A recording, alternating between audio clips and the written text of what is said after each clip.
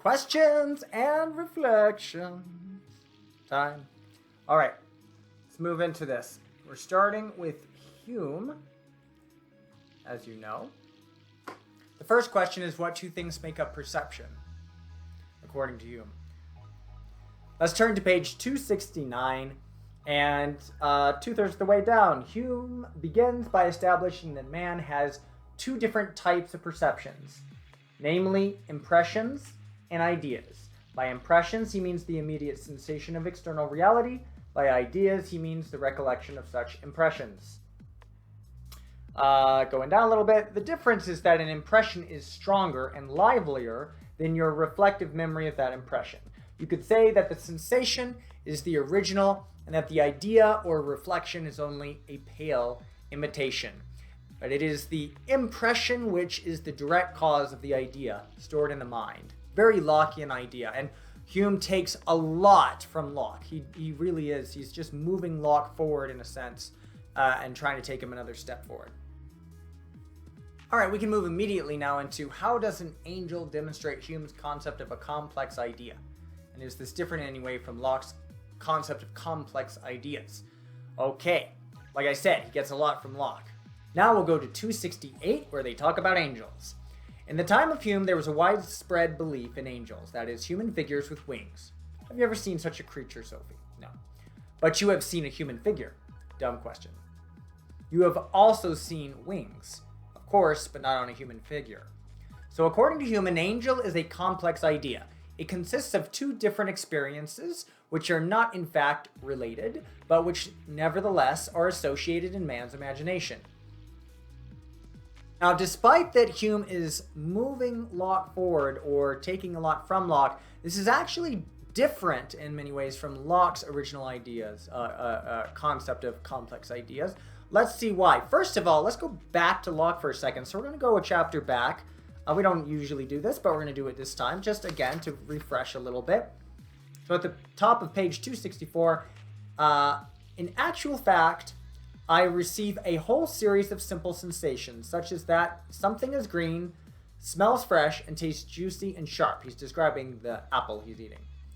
Only after I have eaten an apple many times do I think, now I am eating an apple. As Locke would say, we have formed a complex idea of an apple. When we were infants, tasting an apple for the first time, we had no such complex idea.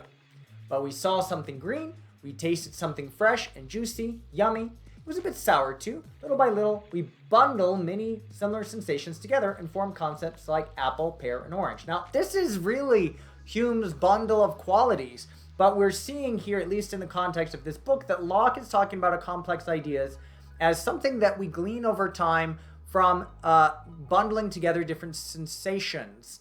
That is not how Hume is talking about it. If we fast forward to page 270, Hume emphasizes further that both an impression and an idea can be either simple or complex. You remember we talked about an apple in connection with Locke. Of course we do, just read it. The direct experience of an apple is an example of a complex impression. So that's another thing we could call Locke's complex ideas is complex impressions. Jump a little bit. Hume's point is that we sometimes form complex ideas for which there is no corresponding object in the physical world. We've already talked about angels. Previously, we referred to crocophants. Crocodile plus elephant makes a crocophant. Another example is Pegasus, a winged horse.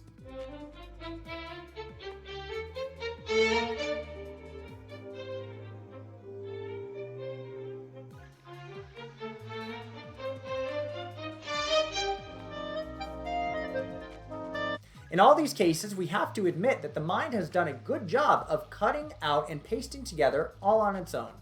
Each element was once sensed and entered the theater of the mind in the form of a real impression. Nothing is ever actually invented by the mind. The mind puts things together and constructs false ideas. So there's a little bit of Locke and Hume. There's the, multiple sensations giving way to these more complex ideas. But notice that the complex ideas first derives for Hume from simple ideas. So while Locke is talking about the apple and all the different sensations that come together to make these complex ideas, or what we can call for him complex impressions, according to Gaarder here.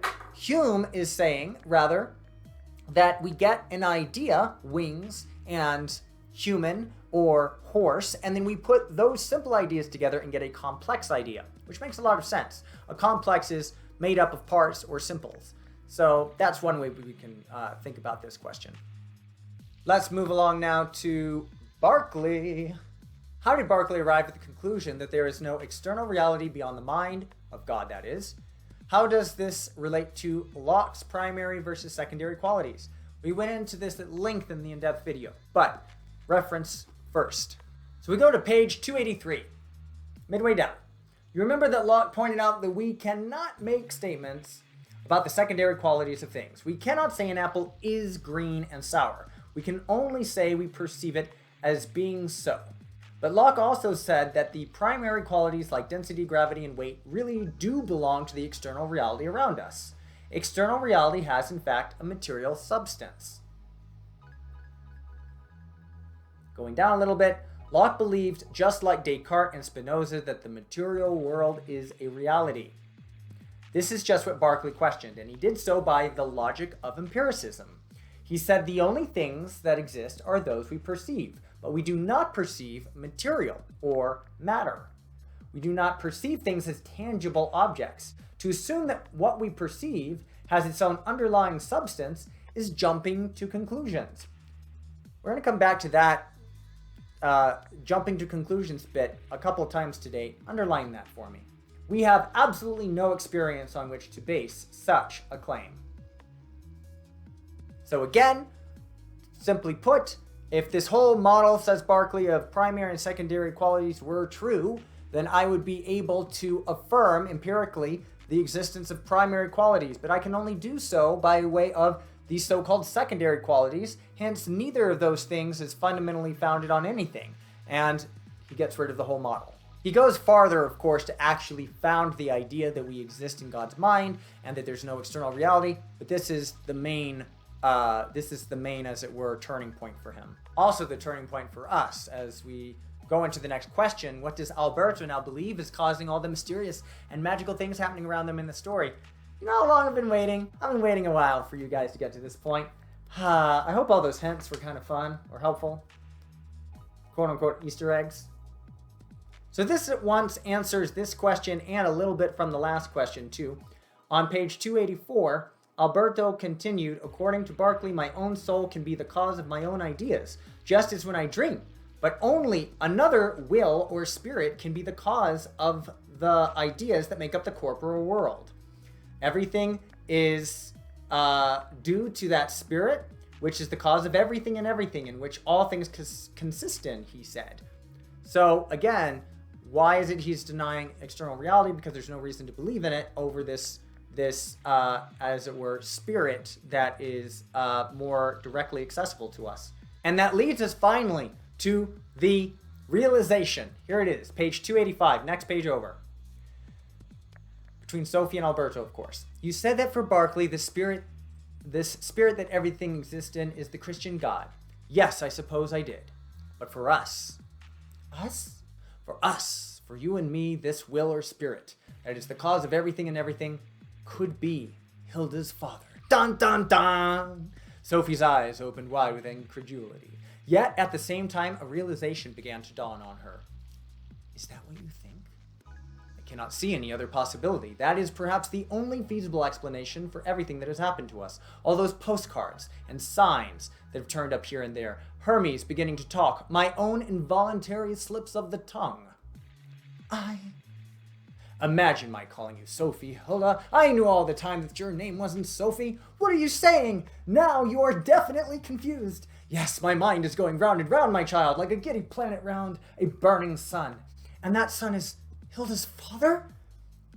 You could say so. Are you saying that he's been a kind of God for us? That parallel all the way through that we've been seeing. To be perfectly candid, yes, he should be ashamed of himself. What about Hilda herself? She is an angel, Sophie. Don't overlook this. This is so important. She is an angel, Sophie. An angel? This comes up again. He says it once. Whenever there's a repetition of things, you should be paying attention. He says it there once. She is an angel, Sophie. An angel? Hilda is the one the spirit turns to.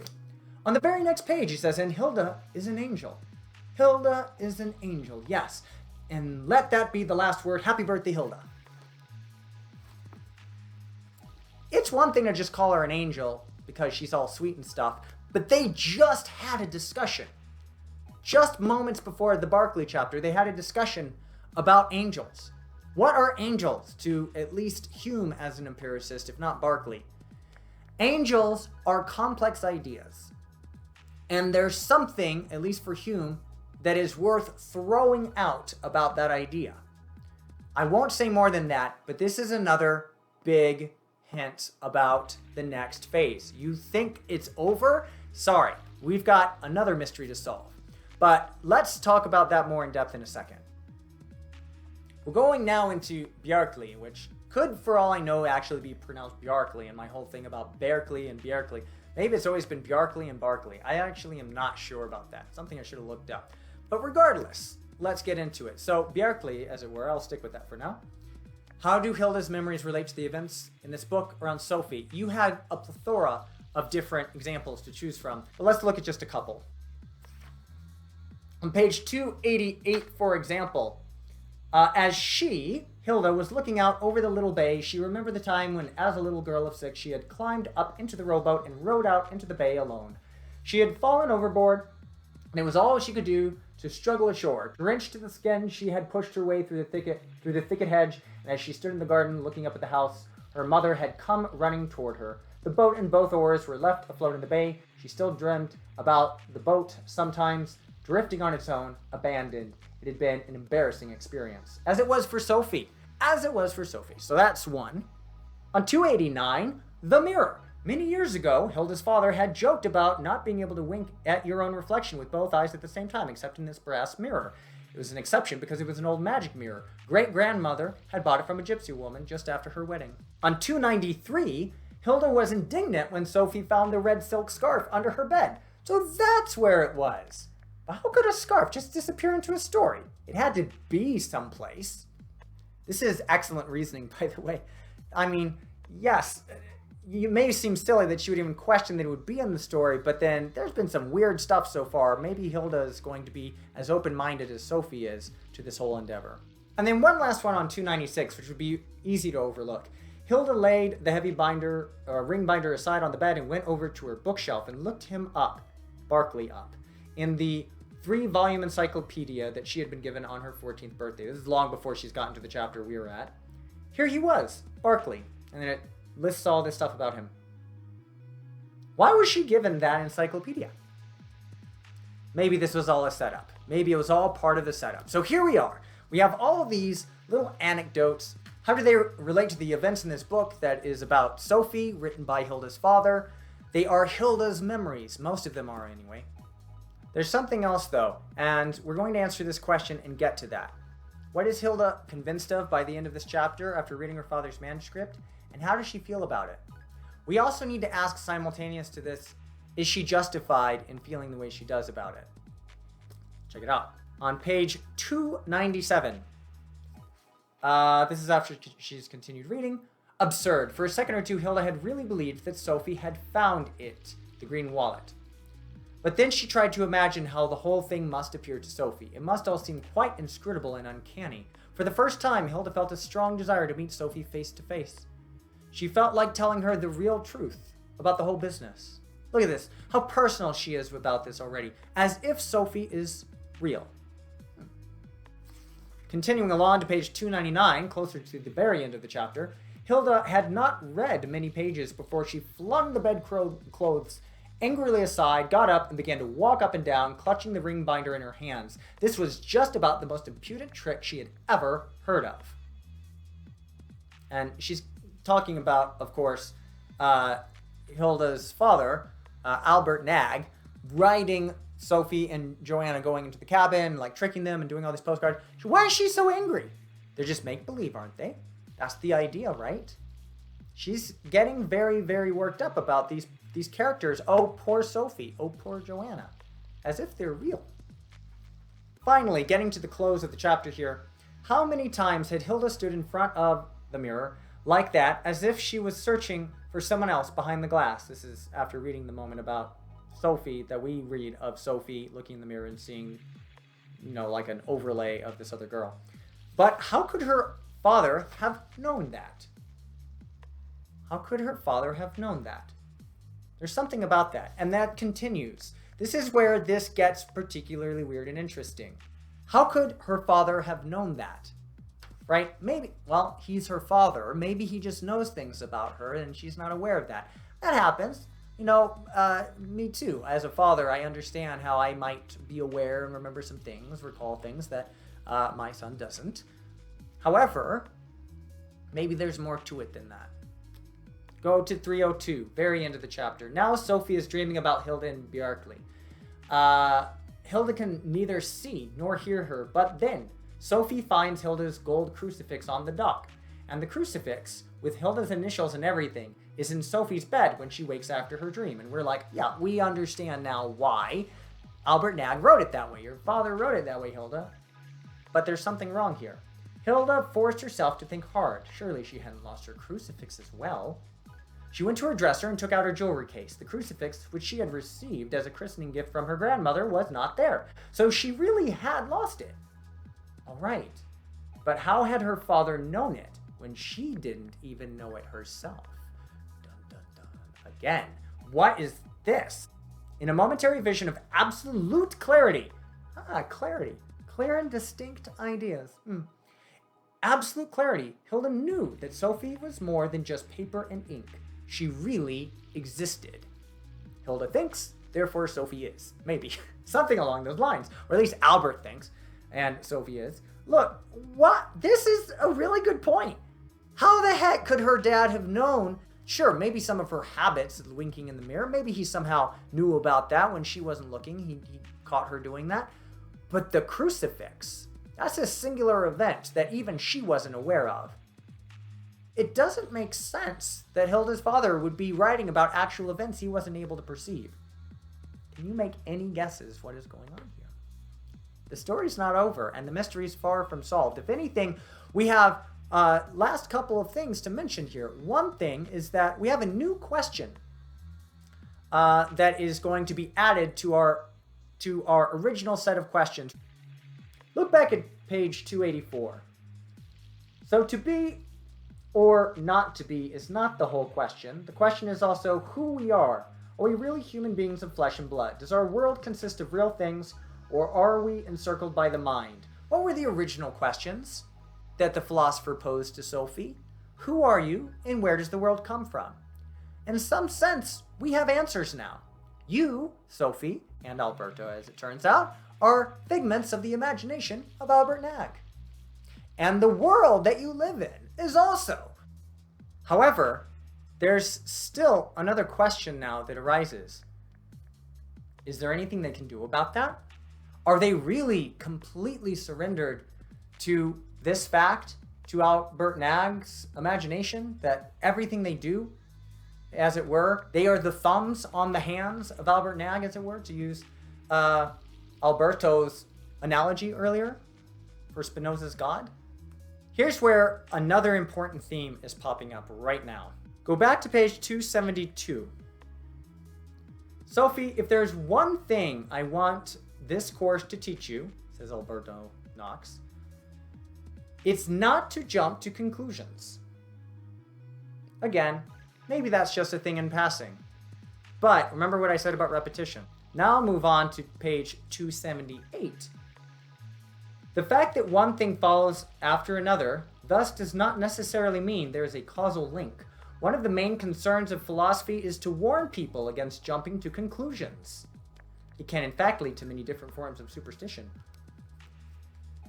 So this philosophy course has helped them discover maybe the truth of their world.